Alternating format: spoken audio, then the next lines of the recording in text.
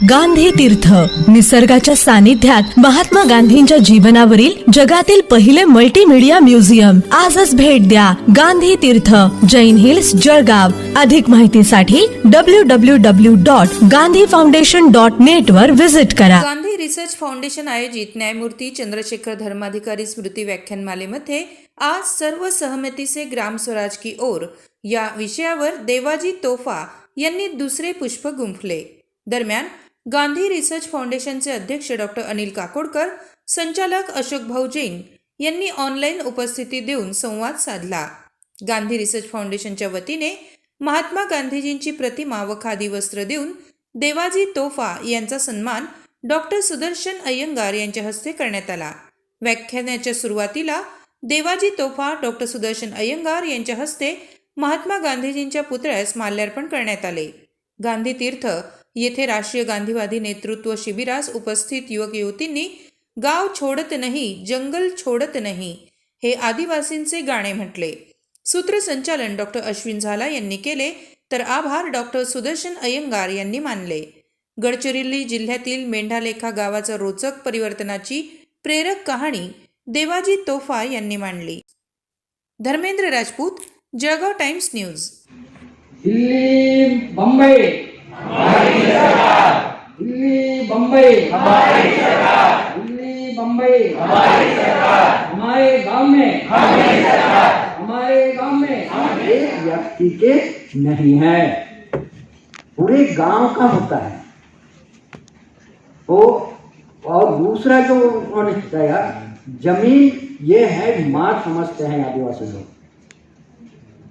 तो वो माँ को वो बेच नहीं सकते, बेचना मना है. इसमें है कि वो जमीन को वो किसी व्यक्ति के नाम पे बंटवारा नहीं कर सकते हैं, ऐसा उनका पहले का जानकारी मिला. और जमीन वो बढ़ता नहीं, जनसंख्या बढ़ता है, और जो ताकतवान है वो उस जमीन को अपना हाथ में लेता है.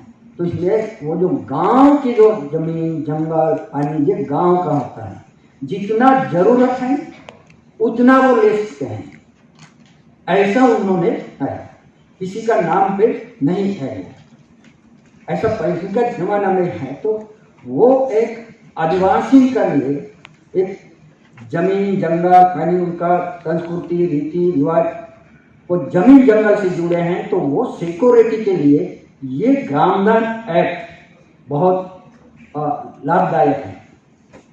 तो नहीं तो फिर सरकारी कानून को लोग दखल देते हैं कि भाई वो हमको नहीं होना. लेकिन ये हमारी परंपरा, संस्कृति और ये ग्रामदान एक्ट 1964 का ये हमने उसमें किया. तो बार बार उसका किया. बहुत ये ग्रामदान की में बहुत सवाल ही करा हुआ था. तो ग्रामदान और ग्राम सभा भी नए नाम सुनने को मिला था हमसे. बहुत साल से वो ग्राम सभा, पहले ग्राम पंचायत था और फिर ग्राम सभा में आई. ग्राम सभा में तो पंचायत ग्राम सभा, ग्राम पंचायत का ग्राम सभा को शासन मानते थे. अधिकारी अभी भी ग्राम पंचायत वो कहते हैं, और लोग भी ग्राम पंचायत की ग्राम सभा मानते हैं. लेकिन हमारे परंपरा में गांव की ग्राम सभा को पहले से ही वो चलते आ रहा है. वो रिकॉर्ड में नहीं है, किताब में नहीं, तो जीवन में करते हुए तो चलते हैं. तो वो हमने वहाँ किया. और वो ग्रामदान एक्ट था. और ये अधिकारी लोग हैं ना, रेवेन्यू डिपार्टमेंट के लोग, कभी उसको सोचते नहीं, विचार करते नहीं. उनसे भी हमारा अच्छा हुआ. उसका नाम ही नहीं है. अपना ग्रामदान करते समय अपना व्यक्तिगत माल की विसर्जित करके ग्राम सभा के को हैंडओवर करना है, हाथ देना है. तो ये बहुत बड़ी बात है. एक इंची के लिए, 1 इंची जमीन के लिए भाई उसका गला काट देता है. तो इतना जमीन गांव को कैसे देंगे? बहुत बाहर से, प्रतिनिधि से जमीन दे नहीं सकता.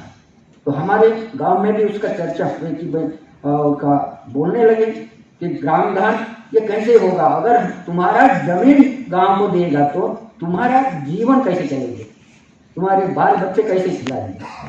तो इनके बारे में वहाँ चर्चा हुआ कि जमीन किसी को देना नहीं है, जमीन कोई उठा के ये कहते नहीं, जमीन अपना ही नाम का एक करके ग्राम का नाम करना है और रेखा का बदलाव करना है, पंचायत का दर्जा करना है, तो ये करना है, जमीन कोई नहीं। तो इसमें 20 साल गुजर गए। 20 साल से क्या हुआ कि अलग अलग समय में अध्ययन ग्रुप में चर्चा हुई। हमारा अध्ययन ग्रुप छोटा गांव है, 3 मोहल्ला है, 3।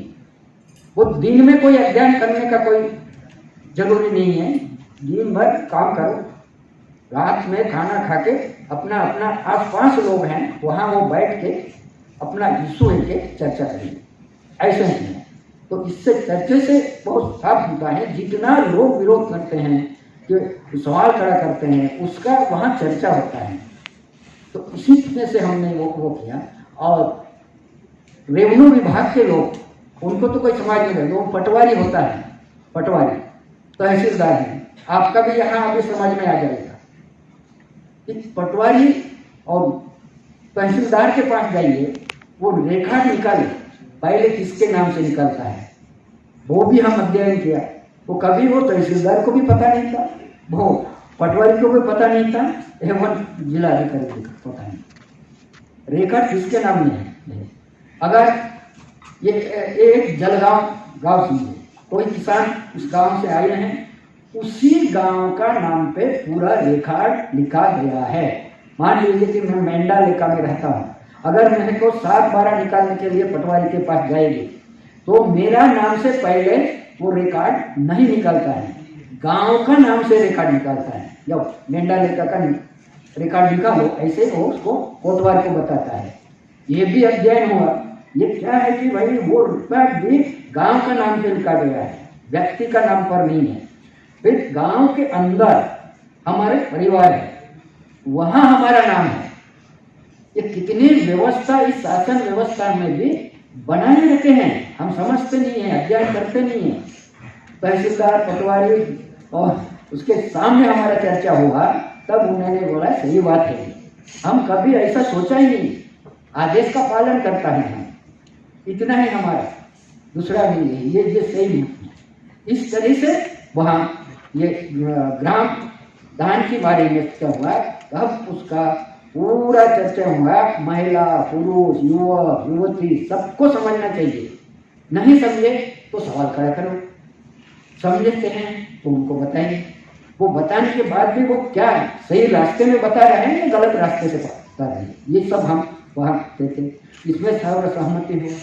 जब ग्रामदान के वो जो बैठक हुई, तब जिला अधिकारी, तहसीलदार को बिल्कुल विश्वास नहीं था, ये ऐसा नहीं हो सकता, ये सर्वसहमति ये तोकान है, काल्पनिक है, कभी नहीं होगा। बड़े बड़े IAS अधिकारी, वैज्ञानिक, इन लोगों ने सवाल खड़ा कर दिया, सर्वसहमति का मुद्दा जो है ये कभी दुनिया में नहीं होता, नहीं हुआ, पहले भी नहीं हुआ, अभी भी नहीं होगा, आगे भी नहीं होगा, ये काल्पनिक है।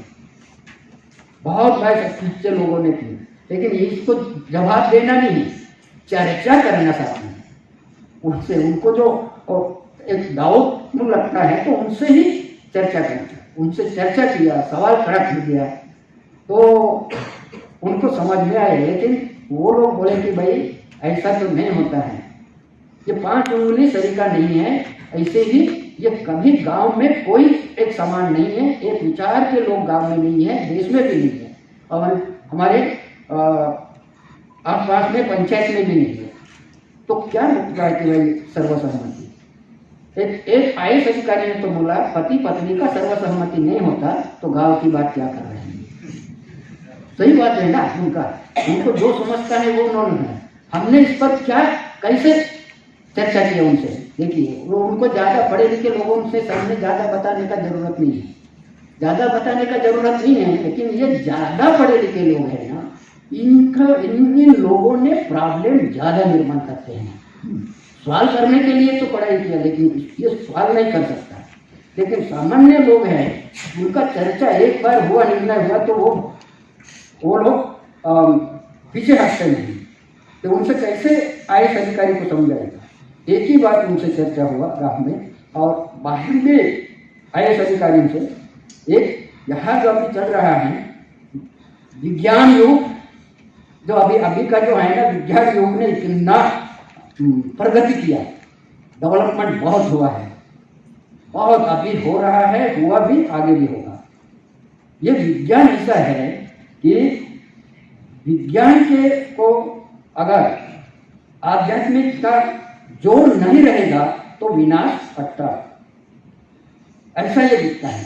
तो ये विज्ञान के प्रति ये धरती का आदमी चांद पर गया, लेकिन नजीक का जो गरीब आदमी है उन पर नहीं पहुंचा। ये बहुत ऐसा हुआ है। तो इसमें हमने कहा कि भाई अभी कैसे करेंगे? अभी उनसे चर्चा किया, जैसे छोटे तो होता है ना सामान्य लोग, वैसे ही चर्चा किया। तो हमने उनको सवाल खड़ा कर दिया कि इस धरती में कितना जीव जंतु पैदा किया गया है, भगवान ने कितने जीव जंतु पैदा किया? तो वो कहे कि बहुत है, कोई हिसाब नहीं है जीव जंतु की। ये कौन कौन सा प्राणी पक्षी तैयार किया है?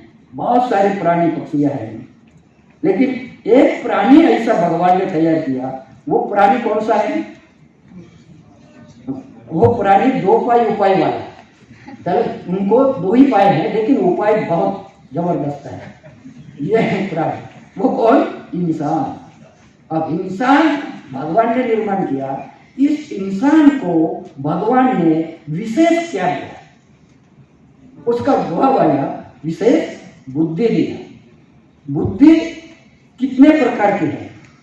तो दो प्रकार के होते हैं, एक सद्बुद्धि और दूसरा कुबुद्धि। अभी उपयोग क्या कहना चाहिए? अभी सद्बुद्धि दिया है, लेकिन बुद्धि का बल पर आपका 5 उंगली आपके पास है तो आप प्रयोग कर सकते हैं। अभी खेलते बोलते ऐसे उनसे चर्चा किया, ये जो 5 उंगली है ये सही का नहीं है, इसको इस दिमाग लगाओ, यहाँ ये होता है, ये देखिए बराबर जाता है। तो स्मृति तो कैसे आए? एक विज्ञान, दूसरा आध्यात्मिक, ये साथ साथ जाना है। विज्ञान को दिशा नहीं है, आध्यात्मिक दिशा देते हैं। ये हमारा सोच है, इस पर आप लोग विश्वास नहीं रखना कि दिशा आध्यात्मिक देते हैं। ज़्यादा इतना किताब पढ़ने का कोई ज़रूरत नहीं, बैठे बैठे ही होगा, बैठे ही होगा। हम बोलते हैं कि आप तो सभी लोग हमारे यहाँ अधिकारी लोग हैं, दूसरे लोग हैं, बाहर कल भी हम लोग आए हैं, ट्रेन से आए हैं। ये जो कुछ गाड़ियाँ आती हैं, ये तो और साधन है, साध्य करने का। यहाँ हमको जैसे कहीं से आए हैं, ट्रेन से आए हैं, ट्रेन आप चलाए हैं, ट्रेन को कौन चलाया? कौन होता है उसका चलाने वाला? हाँ, उसको ड्राइवर बोलेंगे, चलाने वाला। लेकिन ड्राइवर को कौन चलाए? गाड़ी तो ड्राइवर चलाता है कि, लेकिन ड्राइवर को कौन चलाए? यहाँ कहता है। तो ये जो है, अब विज्ञान और आध्यात्मिक समझना है तो हमारे सोच है ये। अब यहाँ फूटे हैं, एक आदमी का